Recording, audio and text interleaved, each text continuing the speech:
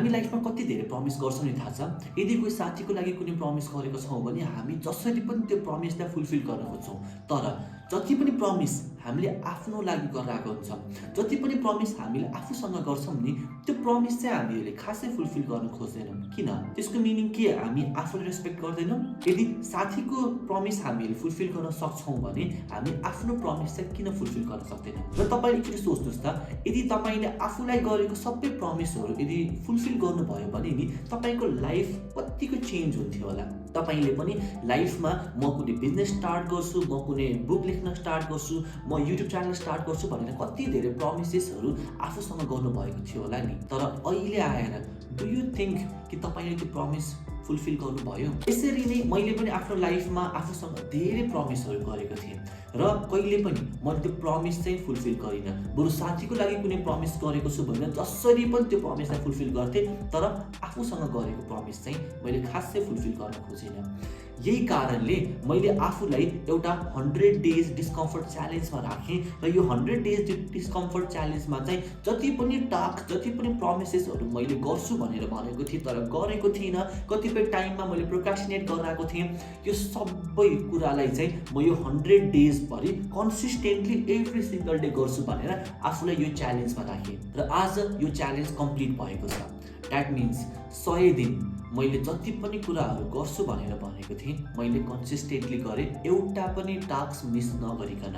यो च्यालेन्जमा बेसिकली मैले 10टा टास्क राखेको थिएँ। यो 10टा टास्कमा चाहिँ मेरो किताब पढ्ने, फिजिकल एक्टिभिटी गर्ने, मेडिटेसन गर्ने, बिहान चाँडै उठ्ने, स्ट्रेन्जेस सिक्रेट सुन्ने, आफ्नो लर्निङ्स, आफ्नो स्किलमा फोकस गर्ने भनेर धेरै कुराहरू राखेको थिएँ। जुन मैले अगाडिदेखि नै म चाँडै उठ्छु, म जिम जान्छु, वर्कआउट गर्छु, म बुक पढ्छु एन्ड सो अन भनेर कति धेरै प्रमिस मैले कहिले पनि फुलफिल गरिनँ। तर यो 100 डेजमा मैले आफूलाई एउटा च्यालेन्ज दिएँ कि म जसरी पनि यो सबै कुरालाई कम्प्लिट गर्छु भनेर। फाइनली आज मैले कम्प्लिट पनि गरेँ। तपाईँहरूको लागि यो भिडियो बनाउनुको मेन रिजन भनेको चाहिँ के छ त भन्दाखेरि चाहिँ जस्ट तपाईँले आफूलाई पनि यो 100 डेजमा एउटा च्यालेन्जमा राख्नुहोस्। 100 डेज आफूले जुन कुरा गर्छु भनेर भन्नुभएको थियो, आफूले जुन प्रमिस आफूसँग गर्नुभएको थियो त्यसलाई फुलफिल गरेर हेर्नुहोस् त कति चेन्ज पाउनुहुन्छ, कति ट्रान्सफर्मेसन तपाईँले देख्न सक्नुहुन्छ। मैले देखेको छु, त्यही भएर म यो ट्रान्सफर्मेसन तपाईँलाई पनि सेयर गर्न चाहन्छु। सो बेसिकली यो 100 डेजमा मैले 3टा कुरा सिकेको छु र यो 3टा कुरा के हो त भन्दाखेरि चाहिँ first thing is you will stop procrastination. अघि भनेको जसरी नै लाइफमा कतिपय कामहरू, कुराहरू हामी गर्छु भनेर भन्छौँ तर कहिले पनि गर्दैनौँ। किन? हामीहरूसँग प्रोक्रास्टिनेसन गर्ने बानी धेरै हुन्छ। यो 100 डेजमा मैले कति धेरै टास्कहरू गर्नुपर्ने थियो क्या, जस्तै अघि भनेको जसरी नै मेडिटेसन गर्ने एभ्री डे होइन, बिहान चाँडै उठ्ने, एटलिस्ट आफ्नो 7 आवर्स चाहिँ स्लिप चाहिँ पुऱ्याउने, 4 लिटर पानी खाने, फिजिकल एक्टिभिटी गर्ने, बुक पढ्ने, आफ्नो लर्निङ्समा 1 आवर स्पेन्ड गर्ने भनेर धेरै कुराहरू मैले अगाडिदेखि नै गरेँ पनि प्रोक्रास्टिनेसन चाहिँ धेरै नै गर्थेँ मैले। तर यो 100 डेज च्यालेन्जमा मेडिटेट गर्नु पर्यो, अहिले नै गर्छु, जिम जानु पर्यो, जान्छु, बुक पढ्नु पर्यो, पढ्छु, भिडियो सुट गर्नु पर्यो, गर्छु। मैले कहिले पनि कुनै पनि कुरालाई भोलि गर्छु भनेर भनिनँ, मैले आज अहिले नै गर्छु भनेर 100 डेज स्ट्रेट मैले आफूले गर्छु भनेको काम चाहिँ इन्स्ट्यान्टली गरिहालेँ, भोलिको लागि चाहिँ राखिनँ। र यो कुराले चाहिँ मलाई प्रोक्रास्टिनेसनलाई कम्प्लिटली स्टप गर्न सिकायो। र अबको दिनहरूमा पनि म प्रोक्रास्टिनेसन नगरिकन जति पनि काम मेरो प्लेटमा छ म गर्नु नै पर्ने छ, म त्यो अहिले नै गर्छु, भोलि कहिले पनि राख्दिनँ भनेर सिकेँ। Number 2, you will be disciplined.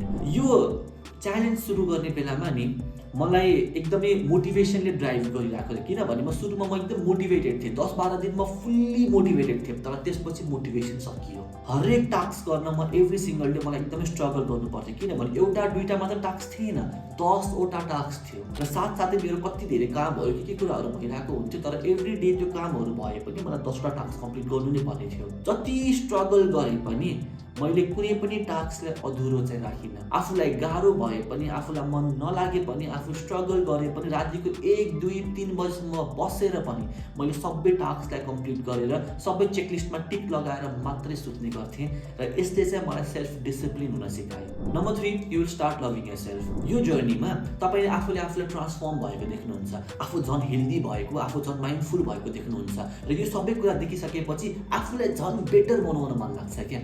र यो इन्टायर प्रोसेसमा नि you will start falling in love with yourself. किनभने तपाईँले आफूलाई त्यो एउटा बेटर भइरहेको देख्दाखेरि चाहिँ अझै धेरै बनाउन मन लाग्छ र यो सबै कसले गरेर भइरहेको छ, तपाईँले गरेर भइरहेको छ। र देन तपाईँले आफूलाई एप्रिसिएट गर्न स्टार्ट गर्नुहुन्छ र तपाईँले आफूलाई झन् धेरै माया गर्न थाल्नुहुन्छ यो 100 डेजको जर्नीमा। मेरो लागि यो 100 डेज एकदमै फ्रुटफुल भयो र अबको दिनहरूमा पनि म यो सबै एक्टिभिटिजहरू गर्नेछु। अबको दिनहरूमा पनि मलाई एउटा एडिक्सन भएको छ, द्याट इज आफूलाई अझै राम्रो बनाउने, आफूलाई अझै बेटर बनाउने। र यो एडिक्सन चाहिँ मलाई एकदमै मन परिरहेको छ र म यो एडिक्सनको साथ अब लङ टर्म यसरी नै जानेछु। 100 डेज मात्रै चाहिन्छ तपाईँले आफूलाई ट्रान्सफर्म गर्नको लागि। र म यो भन्दिनँ कि तपाईँको इन्कम जेरो छ 100 डेजमा तपाईँ करोडपति बन्नुहुन्छ चाहिँ भन्दिनँ, तर 100 डेजमा तपाईँ जेरोमा हुनुहुन्थ्यो भने नि तपाईँलाई 1 करोड कमाउने एउटा माइन्डसेट तपाईँले बिल्ड गर्नुहुन्छ। तपाईँ आफूलाई झन् बेटर बनाउने माइन्डसेट बिल्ड गर्नुहुन्छ र यो माइन्डसेट तपाईँको 100 डेजमा स्ट्रङ भइसकेपछि नि यही 100 डेजमा स्ट्रङ भएको माइन्डले नि तपाईँलाई बाँकीको रेस्ट अफ द इयर तपाईँलाई अझै धेरै इम्प्रुभ गर्न हेल्प गर्छ। मेरो लागि एकदमै राम्रो भयो र आई होप तपाईँहरूले पनि आफ्नो एउटा 100 डेज च्यालेन्ज बनाउनुहोस् र यो 100 डेजमा तपाईँ आफूलाई गर्नुभएको प्रमिसलाई फुलफिल गर्नुहोस् र हेर्नुहोस् रिजल्ट के आउँछ।